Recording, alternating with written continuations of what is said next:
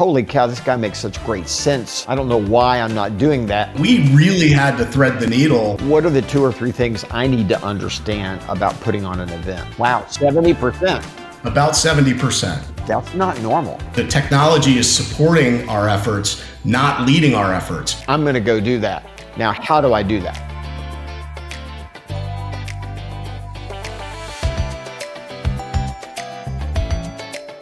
Let's step back for a second, and if you would take less than 5 minutes and kind of tell me your story of where are you from and how did you get to where we are today, to where you are today? Yeah, so as everybody, it's a long and interesting story, right? So I spent the first 10 years of my professional career in national advertising sales, and sometime around my late 20s, I realized that the traditional corporate environment was probably going to limit what I expected from my own personal growth and my own personal life. And somebody wise came to me and said, "Hey, you should look at real estate as a way to build wealth and get into a business." And I thought, well, geez, if I've got all this awesome professional experience, I mean, real estate should be a breeze, right? I should be able to jump right in. So like a lot of people in my late 20s, I was undereducated and didn't have a ton of wisdom. So I jumped in and thought, well, I should be making $200,000-$300,000 within a year.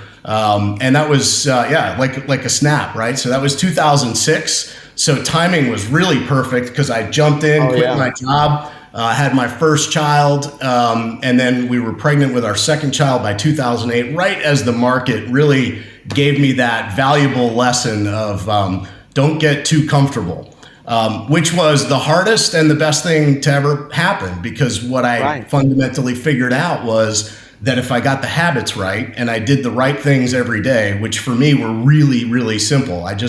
Every day I set out to set an appointment. That was it. Just find one person that would raise their hand and say, "Sure, I'd like to meet with you, Matt, and I'd like to talk to you about real estate." And I figured that if I did that about 200 times a year, that maybe 20 or 30 people might actually buy a house. And my math was way off. A lot more actually decided to buy a house. So that was my entry into the business, was just school of hard knocks. It was just grinding every day. You live in where?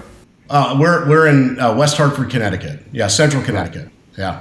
Right. Yeah, which it bears mentioning that most people think that in Connecticut all we do is sell $1 million to $2 million homes, but if you look at the center of Connecticut, no, there's a whole lot of middle class people that live in the middle of Connecticut. So for a lot of years, as my business was growing, my average sales price lived around $200,000 to $220,000. So we really had to thread the needle to figure out how to get profitable, because every single deal didn't bring mountains of cash into the business. So 2008 to 2010 were really this kind of cut my teeth years. Now stop for a second. So if you would just take a minute and explain where you are today. So if you would just tell us the kind of production your business has done and the shape of your organization real quick, just so everyone listening gets a perspective. Yeah, so last year we closed 587 transactions with 15 full-time agents, myself and our COO also full-time selling. So we have a very high per agent production. Our administrative staff is comprised of a transaction coordinator, a listing manager, 2 virtual assistants, and a director of operations. So we run very lean, we run very efficient. We service our clients at a really, really high level. And, we continue to really drive the business through production, which I think is really the point I'm getting to, is that early on in the business, what I decided was that if I was going to make anything the core function of what we did, it was going to be production. What I experienced as I watched other agents and I watched other people talk about how they were building their business was that all of the things that many people were focusing on were byproducts of a high level of production. But that if we made production the first thing we focused on, that it would allow us to supplement our profit. It would allow us to build our culture. It would allow us to grow faster. And so everything we ever did landed on production as the primary metric that we live by. And what that meant was that when somebody said, "I want to try this new lead generation mechanism," or "I want to build this this charitable giving component, I would always tie that back to, well, we're in a business that measures production as the primary way that we are able to keep the engine going. So how do we make sure that every effort that we deploy somehow feeds our production also, somehow gives our agents an opportunity to sell more? And we've built a whole bunch of lead generation levers inside of the business that do that. And so we've built the whole bit. Go ahead. Let's back up. So Sure. walk me through when you said you built these lead generation focus. Walk me through that. All right. So the primary one the thing that I think differentiates the way our team operates versus a lot of other really high production teams is that we are still serving our sphere at a very high level. So about 70% of the business that we do is sphere, repeat, and referral business. And why that's different. 70%. About 70%, yeah, can be traced. And at those high of production numbers, that's right. That's not normal.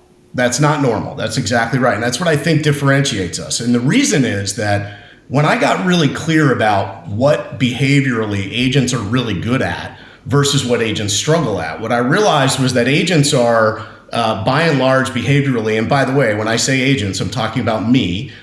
We're social creatures. We like to go out. We like to be amongst the people. We like to serve the people. And so we had agents that would come to our team that were PTA presidents or members of boards on charities, but they didn't have systems behind how they communicated to people. So they were coming in with a bunch of people that they knew, and they were very well liked, and they were excellent at their craft, but there was no real model behind how they went and turned that into business. Now, you created it. You gave us the triangle, leads, leverage, and listings. But the agent then has to go and figure out, well, how do I make all three of those things fit together? So I just started to think, well, what if I did that for an agent? And I could help them cultivate business from the thing that they already are really good at. So the very first thing that we did is we said, our job isn't actually to go out and create new relationships for agents. Our job is to help our agents deepen the relationships they already have. And if we do that as a team, then an agent could come in with 200 or 300 people that they already know, and then we can take all of the leverage and all of the heavy lifting away from them to communicate with those people on behalf of that agent and give that agent a reason to consistently communicate with those people so that they cultivate more opportunities out of it. And we do that through a series of different things. Obviously, the most basic things, which is, just regular communication via 36 touch, which actually for us is about an 82 touch every year. It's newsletters, it's relevant news information that comes through the media. We do regular video snippets out to our database, which is at this point about 30,000 people. And so we're just managing all of that regular communication. But then the really powerful thing that really turned the business and started to really create something that agents could get excited about is we built an events management platform where we actually go and we deliver 8 VIP client events every year on behalf of our agents. And so our agents have every 6 to 8 weeks, they've got a really cool reason to call everyone that they know, including people that they might have just met. They might have just met that person at an open house, but they can call and they can say, we have this great event coming up at a minor league baseball game. We've got a great event coming up where we're doing drive-in movies. Those simple touches have such a profound effect on deepening the relationship that the agent has with their database. So let me stop you for just a second. So was it your aha that they needed a positive, non-threatening reason to stay in contact? We spend a lot of time trying to create a new tactic for people in order to get them the result that they want. And what we really need to do is stop trying to reinvent tactics and just let people win where they already win. And so the light bulb moment for me, the clarity moment was, I know that my agents love to talk to people. I also know that they don't want to sit on the phone for 2.5 hours and call strangers. Even though we can paint the picture for everybody that, hey, if you did that every day for 300 days a year, you would create an outcome.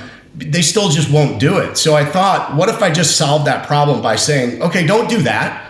Let's create an outcome where you can just call the people you want to call. It was easier for the agent to do that. It was easier for them to be consistent about it. And that was, again, my job. My job was to give them a path to allow them to produce at a higher level inside of their strength zone, as opposed to saying, you're not strong at this, let's make you strong at something else. I just wanted to give the agents on the team a way to exercise their strength. And that is where it started to show up. So, okay, so let's go down that trail then.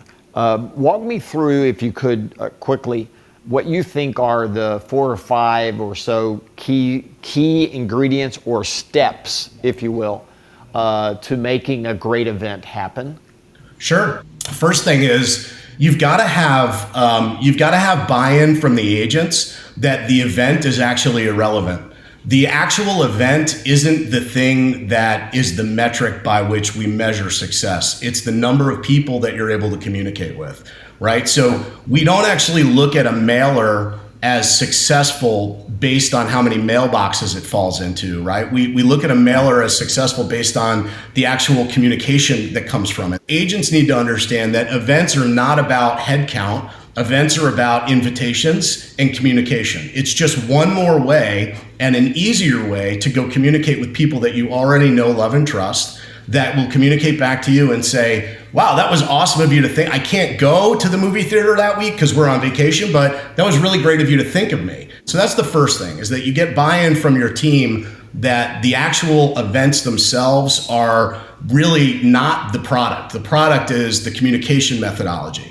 The other piece that is really important is that the events have to kind of speak to who your team is culturally, right? So if you're a luxury team, the event should reflect what their expectations would be. So whatever the event is, it should be concurrent with who and what your team represents in the marketplace. So, we are a full service real estate team. We don't have a niche. We serve everybody. So we do a lot of big sort of, fun outdoor hockey team, support the community, baseball team. We did a giant tailgate event outside of Rentschler Field, which is where UConn plays. And we had 1,000 people show up to a tailgate event that we had, outdoor cornhole and keg beer and mimosas and, barbecue. And that really speaks to who our team was. The other thing that you've got to have, your agents have to be clear about, is that these events are, they're really a gift, right? So they're a gift to the team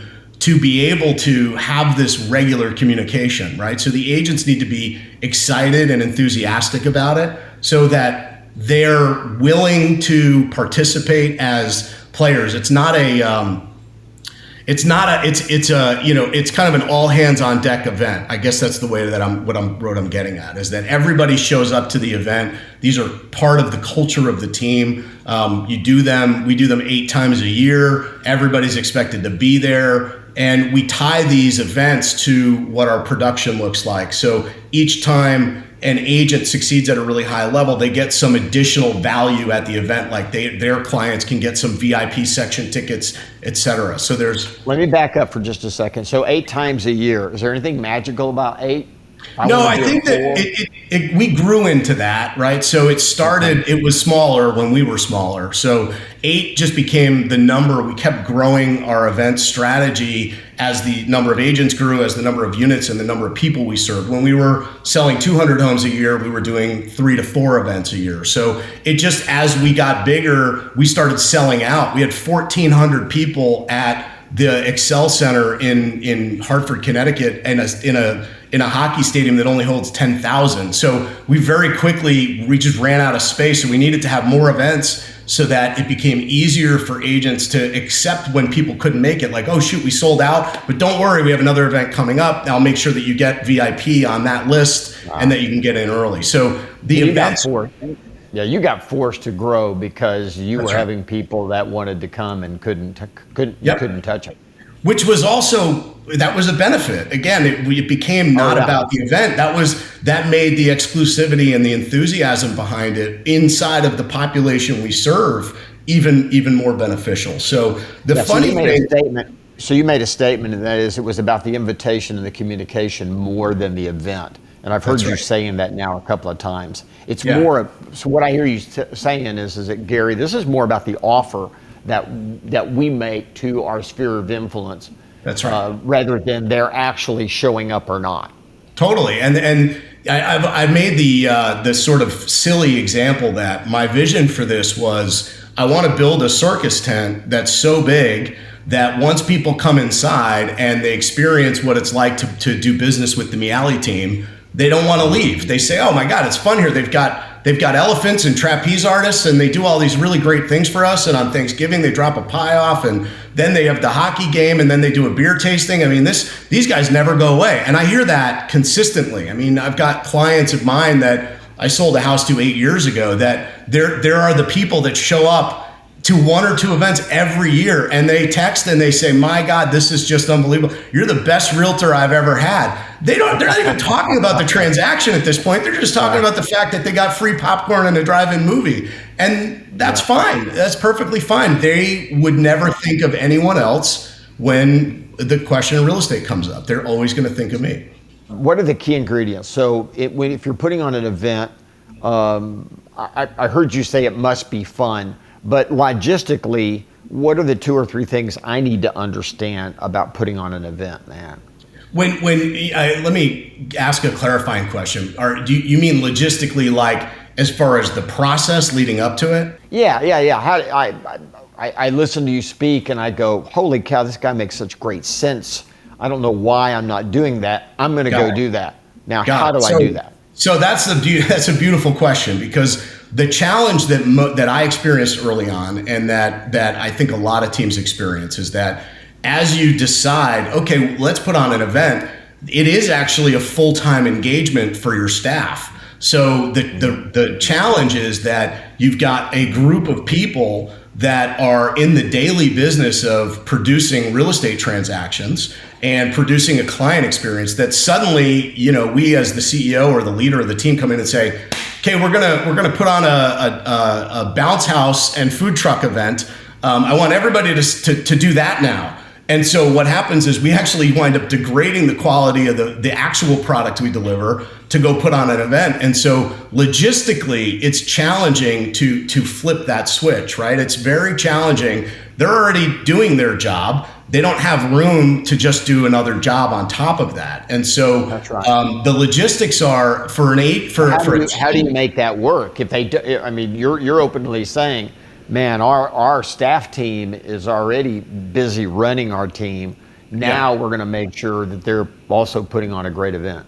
Well, you know this because you've run large teams, and first thing you do is you burn a lot of people out, and they scream at you and they say, you're killing me. Like, please don't make me do this anymore. And then you learn the lesson and you say, okay, I put too much on your plate. How do I resolve that? So for me, we actually went and hired specifically for this role. And when we brought marketing people to the team, we specifically said that these marketing people are not just going to be doing newsletters and listing presentations. They're going to be focused on delivering high quality customer events. And that was probably about 4 or 5 years ago for us. In addition to the newsletter, correct, which meant that we had to give up some of the traditional marketing skill sets or some of the traditional marketing things that most marketing people are doing. And for us, a lot of that was the internet lead generation. We don't do much of that. And this is where, as I talk about the differences between how our team operates and many others, I would consider us a pretty low tech team. We use technology, but technology is really to grease the wheels of the machine that's already going out and communicating with people one-to-one.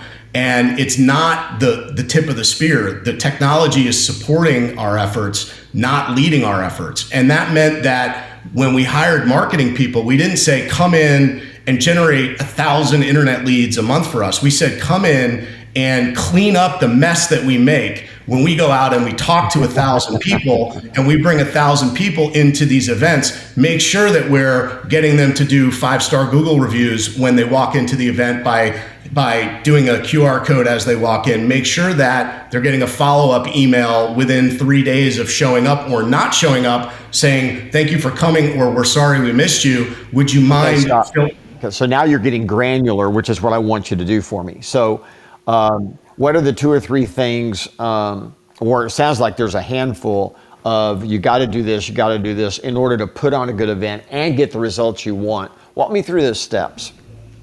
All right, so the very first thing you've got to do is you've got to have some, concept of how many people you want to invite and what is the actual event going to be. So let's say you come up with a concept and you know that concept is going to work. You've got a location for it. You build a budget so that you know what you're going to spend, because this is the other place where team leads start to quake in their boots as they say, what if it's too much money? What if it costs me too much? So you have to actually just start with, this is what we're going to spend. We're going to spend $15,000. We're going to spend $20,000. We're going to spend $5,000. Whatever that number is, that's your number, and that's the event that you're going to put on. Then you empower your agents to invite to that event. And the invitation process, which is about a 4 to 6 week process leading up to the event, is an inside of the team tracking mechanism for daily activity for the team. So we actually track how many people have been invited and registered by each agent. So that becomes a daily metric that we can put up, and we can say, Chris has 100 people that have registered for the event, and Bob has 35 people that have registered for the event. And that becomes a way for the team to now engage in the event in a meaningful way, so that they're saying, oh, wow, this is super cool. I want to get more people invited so that I can get my number up, which at the end of the day, back to my original point, it's not really about the number, but everybody's competitive and wants to drive people into the event. Because is the invite a phone call, or is it a paper or an email invitation? What's the invitation? It can be all of those. So one of our agents on our team is massively successful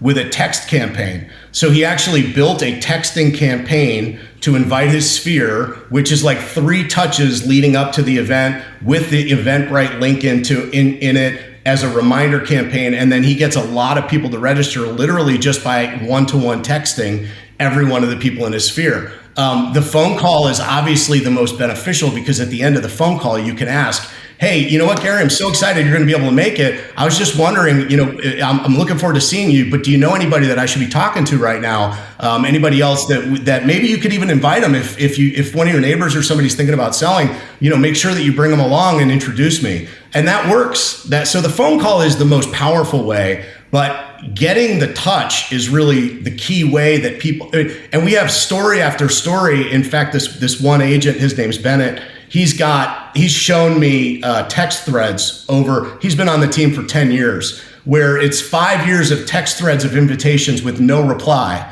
And then suddenly, hey, Bennett, we're getting ready to sell. They've never shown up to an event. They've never communicated. They've never responded. They've never registered. He's just got a 5-year text thread of them being invited to everything. And then they respond to the text and say, we're ready to sell. Sorry, we've never made it to an event. They actually feel, oh, I'm so sorry we haven't made it. But this is what the communication method delivers for us. So question, and that is, does the event, you've said earlier that the event wasn't as important as the invitation and communication, but are there events that people like more than others? Are there 2 or 3 that definitely over the years, and what would those be? Definitely. And so our team started with a signature event that we called Harvest Fest. And Harvest Fest was really the culmination of there was a new bar that opened up in town back when craft beer started to become really a big thing. And they had 86 different beer and IPAs on tap. And that was back when I still enjoyed drinking IPAs, although I've just about done with that at this point.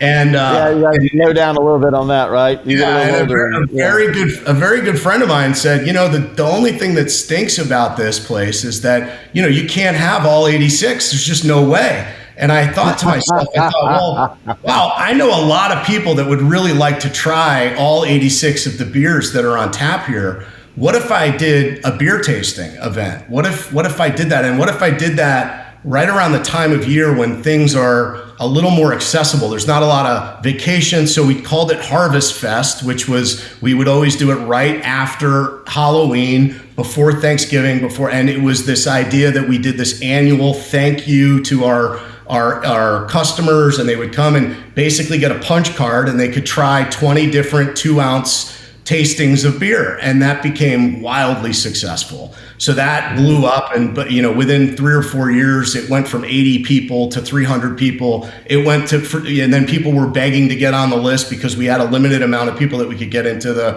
that scene. So that became a signature event. We gave away a branded pint glass at every event, and each one said first annual, second annual, third annual. To this day, I still get pictures of frothy beers in pint glasses from people saying, I'm drinking out of your glass right now. So what's happening is you're putting on a great social event that happens to be put on by a group of realtors. But for all intents and purposes, they're just going to an annual IPA testing, taste testing That's it. party. That's it. And then, about 5 or 6 years into it, we integrated a bourbon tasting, and now you're just it. And again, the things they take on a life of their own. One of the key components around this too, and it goes back to what I said earlier about culturally, is that was an event that fit me and my team. We were a team that would be found at a bar having an IPA or drinking a bourbon. That was not so that worked for us, right? If we had done a champagne tasting at an art gallery, that's a miss. That's not who we are. That's not who we serve. I'm sure we have some clients that would like to be in an art gallery drinking champagne, but it's not our audience, right? So our audience really responded to beer and bourbon tasting.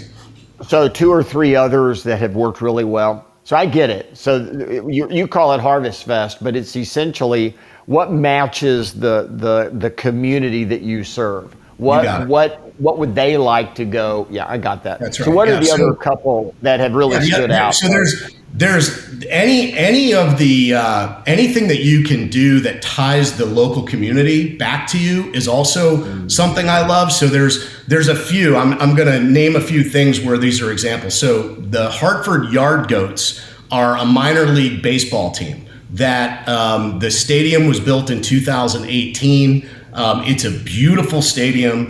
It's right in the center of Hartford. Hartford as a city needs a lot of, we have a lot of rebuilding to do as a city. And supporting the Hartford Yard Goats is great alignment for our team. And it's they have about 15,000 seats. So we can do an annual event there where we can fill up 1,000 seats in the stadium. We can bring all of our clients down on the field. We get to wave the flag. We've had agents on our team sing the national anthem. That's another way. Those are another really popular way to tie yourself to the community and do a big event that you can invite a lot of people to. That's really exciting. So when our clients show up there, they get a ticket. We ask them to make a donation to Connecticut Food Share. If they make a donation to Connecticut Food Share, they get a ticket they get the ticket for free to walk in the gate, but then they get an additional ticket if they make a donation for a beer and a hot dog. Right? So a $10 donation gets you a beer and a hot dog. A $30 donation gets you a beer and a hot dog. And last year we raised just over $10,000 in a day, which we were able to hand over. And then we do matching so that, in addition to what the team is raising or what the clients are coming to the table and donating, then we're doing a matching gift. And then we get on the field and we do the big check picture and get the press from that as well. Let me ask you, okay, so final question on this, and that is, so everyone has to show up. Yep. Afterwards, what kind of ties a bow or a ribbon around this event? What do your people have to do afterwards? It's a great question. So what we're always trying to do is we're trying to give the client experience to whoever shows up, but then we're trying to get everybody that didn't show up to get visibility into what the client experience was. So we always do professional photography and videography at just about every event. We bring a video, which then allows us to disseminate the content from the event via social media and our YouTube channel, so that now when new clients are coming and they're seeing what kind of team is this, what they see is a fun-loving team that communicate that supports the community. So what you're saying is that afterwards, you thought about this in advance. So afterwards, in your newsletter, you show the photos, you talk about it. There's also a video that's either embedded in the newsletter or that all the agents then send out saying, hey, sorry you missed it. do you go to social media and We do. also show that? Okay. That's right. So once we get the content as a deliverable from the event, the content then becomes, has a life of its own that communicates to all the other people that either know us or don't know us, that we continue to send the message out. So, and then we'll send this professionally developed, usually 2 to 3 minute video out to our entire database, all 30,000 of them, that will get an opportunity to see the video. And these are the people that may not have even been personally invited because they were some random internet lead that came in, but we're just trying to get them in closer and closer to the inside of the circle. So when we go back to, this all comes out of this magic book, MREA, right? When you go back to the concentric circles in the middle of your allied resources, we're just trying to move people from the unmet world to the met world. And we're using the content that we create to show that we're, a fun group of people that you would want to be around. Thank you for this. We've ran out of time, but I want to ask one last question. I want to go now all the way back to the beginning of our conversation to 2006. And here's my question for you. What are the 2 or 3 lessons that you learned by starting in what turned out to be the second worst economic recession in recorded history? What are the 2 or 3 lessons you learned that you pull forward that you're now telling your people today? Let me tell you 2 to 3 things you need to be aware of right now.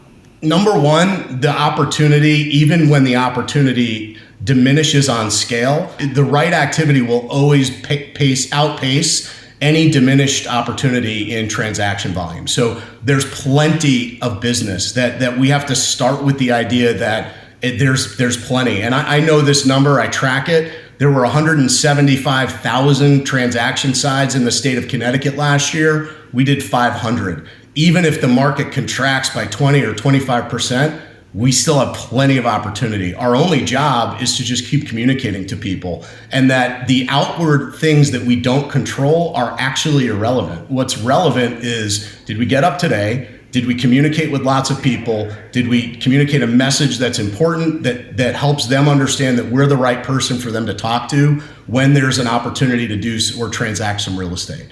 Okay, so it sets your mind, right? And that is the right activities will outpace any diminished opportunity that the market presents. Continually stay in communication with as many people as possible. What else? And ultimately, remember that, your destiny is your own outcome, right? So I really think that it actually, Gary, is as simple as we define it as 2 appointments a week: sign something, sell something, or set an appointment. And we've taken that mantra and that mindset to live in, and this is what we're expanding on, is that at the end of the day, if you woke up every day as a realtor knowing that your full-time job was to serve the community, and you did one of those 3 things every single day, you signed an agreement with a buyer or a seller, you set an appointment with a potential buyer or a seller, or you put something under contract, if you could check one of those 3 boxes every single day, there's 0% chance that you don't wildly exceed your personal goals, because there is abundant opportunity. It's just a matter of being laser focused on making sure you're doing the right things and not the wrong things. And this goes back to my, cultural philosophy, which is that we get too caught up in what I call the sideline to sideline activities rather than the first down activities, which is, well, each and every day I'm going to spend time designing some better messaging and at the end of the day, it's still a contact sport. We have to be in the business of moving the ball down the field. We have to be in the business of communicating to people who may need us or may know people who need us. And I keep it as simple as possible around that. So it's not a lot of magic to it. Like I said, we're a pretty low tech, we're low tech and we drive. It's all about waking up every day with clarity that if you do one of those 3 things, you're good to go. You made progress. Yeah, you made progress. All right, Matt. Well, you've done pretty good. Thank you, Gary. Very much appreciate it. Thank you. Yeah, I appreciate you. Hey, if you want to learn more, just check out these other videos.